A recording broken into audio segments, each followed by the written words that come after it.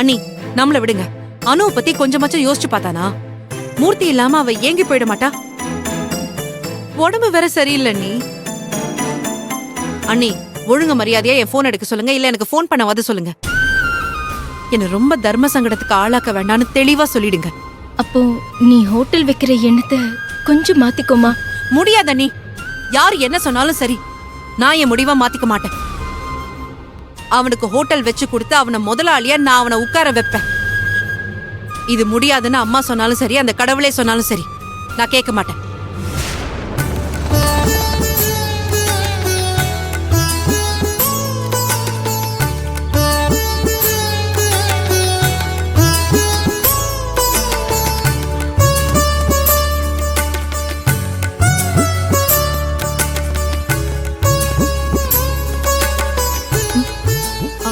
அன்பு வந்துட்டா. ஹாய்க்கா. டேய், டியூட்டி முடிஞ்சிருச்சாடா? டயர்டா இருக்கியா? அதெல்லாம் ஒண்ணு இல்லக்கா. மா அங்க இருக்காங்க எல்லாரும். வா வாங்க. ஷாலினி. அன்பு, ஏய் எப்படி இருந்தது லஞ்ச்? சூப்பரா இருந்துச்சு. ஃபுட் யார் குக் பண்ணா? அண்ணி குட்டி. பாத்து. என்ன ஸ்கூலுக்கு போலையா? போல. ஏன் போல? அங்க உட்கார். ஹாய் மாமா. அன்பு. என்ன கிச்சன்ல இருக்கீங்க? குக்கிங் பிராக்டிஸ் தான். குக்கிங்கா? என்னக்கா குக்கிங் காம்படிஷன்ல எப்படி போகுது? எவ்வளவு மார்க் எடுத்தீங்க? ஜெயிச்சிட்டீங்களா? இல்லடா, ஃபர்ஸ்ட் ரவுண்ட் தான் நடந்தது. எதிர்பார்த்த அளவுக்கு மார்க்ஸ் கிடைக்கல. நாளைக்கு நல்லா பெர்ஃபார்ம் பண்ணணும்னு சொல்லி தான் பிராக்டிஸ் பண்ணிட்டு இருந்தோம். அப்படியா? அக்கா நல்லா தான் பண்ணிருக்காங்க. அங்க ஒரு ஷெஃப் இருக்காரு, அவரு பர்சனல் விஷயத்தால. ஆனந்தி, வாயை வச்சுட்டு சும்மா இருக்க மாட்டியா? அக்கா இப்ப அவன் வெறும் அன்பு இல்ல, போலீஸ் அன்பு. லீகலா ஆக்ஷன் எடுக்கிறேன்னு சொல்லி நாளைக்கு குக்கிங் ஷோல வந்து நிக்க போறான். அக்கா, எவனாச்சும் பிரச்சனை பண்ணானா என்கிட்ட சொல்லுங்க. தூக்கி உள்ள வச்சு லாடம் கட்டிடு. ஐயோ எப்பா ராசா, அந்த மாதிரி எல்லாம் எதுவும் பண்ணிடாத. நீ நாட்டு மக்களுக்கு சேவை மட்டும் பண்ணு போதும், சரியா? அதுதான் எனக்கு வேணும். அக்கா சொல்லுக்கா, பரவாயில்ல. எவனாச்சும் பிரச்சனை பண்ணானா தூக்கி உள்ள வச்சிடலாம். அதெல்லாம் ஒண்ணும் இல்லடா. என்னங்க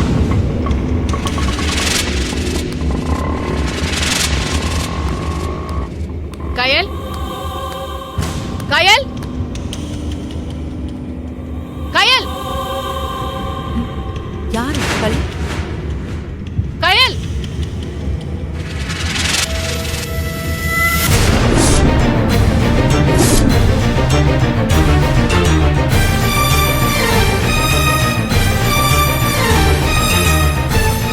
ஏ கயல், உன் மனசுல நீ என்ன நினைச்சிட்டு இருக்க? வீடு தேடி வந்து உன்கிட்ட கெஞ்சிட்டு இருக்கணுமா? இல்ல என்ன மேடம். பார்த்தா உனக்கு எப்படி தெரியும்? மேடம் ஒரு நிமிஷம். கயல், யார் இவங்க? எதுக்கு உங்ககிட்ட இப்படி பேசுறாங்க? ஹலோ மேடம், யார் நீங்க? கயலை எதுக்கு வீடு புகுந்து மிரட்டுறீங்க? எழில் ஒண்ணும் இல்ல எழில்.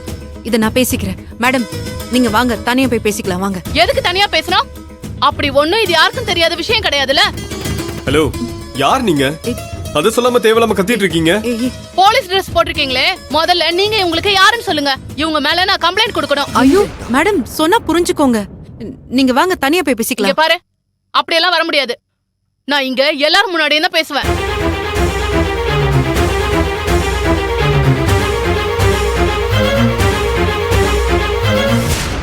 அக்கா, நீங்களாச்சும் சொல்லுங்க, யார் இந்த பொம்பளை? பொம்பளை கிம்பளைன்னு மரியாதை எல்லாம் பேசாதீங்க சார். அப்ப நீ ஆம்பளையா? ஆறுமுகம், கொஞ்சம் அமைதியா இருங்க.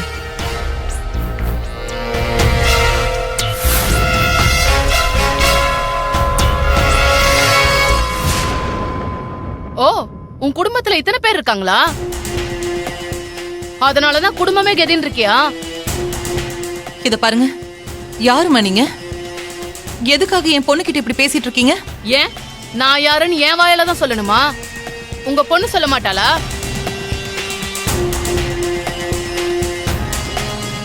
கயல், யார் இவங்க? என்னதான் பிரச்சனை? எழில், அவ எதுவும் சொல்ல மாட்டா, நான் சொல்றேன். அவ ஏதோ பெரிய தியாகி மாதிரி என் வீட்டுக்கு வேலைக்கு வந்தவ.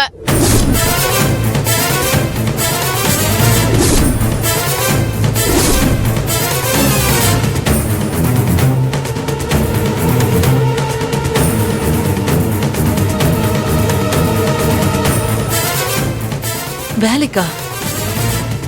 என்ன வேலைக்கு?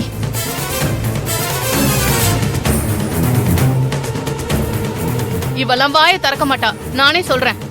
கொஞ்ச நாளைக்கு முன்னாடி இவ என் வீட்ல பிரைவேட் நர்ஸா என் மாமியாரை பாத்துக்கிறதுக்கு வேலை கேட்டு வந்தா. நானும் கொடுத்தேன்.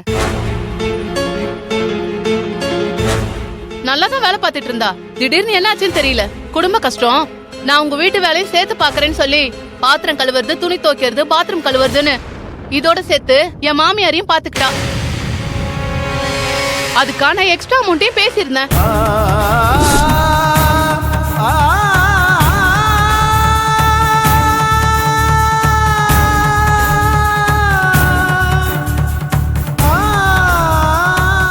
என்கிட்ட குடும்ப கஷ்டம்னு வேலை கேக்குறாளே, பாக்க பாவமா இருக்குன்னு இறக்கப்பட்டு நானும் வேலை கொடுத்தேன்.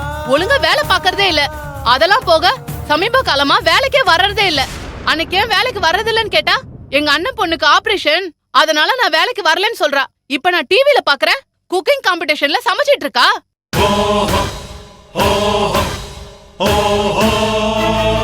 என்னால எல்லா வேலையும் பாத்துக்க முடியாதுன்னு தானே இவ்வளவு வேலைக்கு வச்சேன்.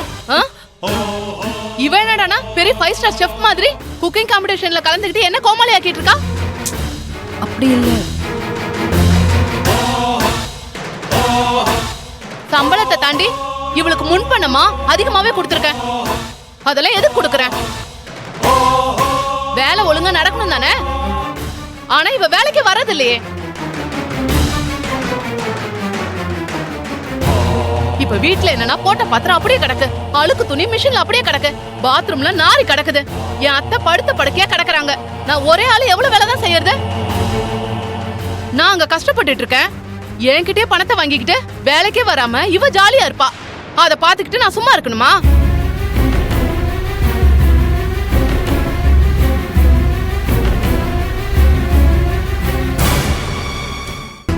இங்க பாரு கயல், ஒழுங்கா வேலைக்கு வந்தமா சம்பளத்தை வாங்கணுமான்னு போய்கிட்டே இருக்கணும். அப்படி வேலைக்கு வரலையா சொல்லிடு. என்கிட்ட வாங்கின பணத்துக்கு என்கிட்ட எத்தனை நாளைக்கு வேலைக்கு வரணுமோ அதை செஞ்சு கழிச்சுட்டு போயிடு. சும்மா என்ன டென்ஷன் பண்ணிட்டு இருக்காத. என்னால என் மாமியாரை பாத்துக்க முடியலன்னு தானே உன்னை வேலைக்கு வச்சேன். எனக்கே தண்ணி காட்டிட்டு இருக்கிறியா? ஜாக்கிரதை. ஒழுங்கா வேலைக்கு வர வழிய பாரு. கையில் என்ன கையில் இது?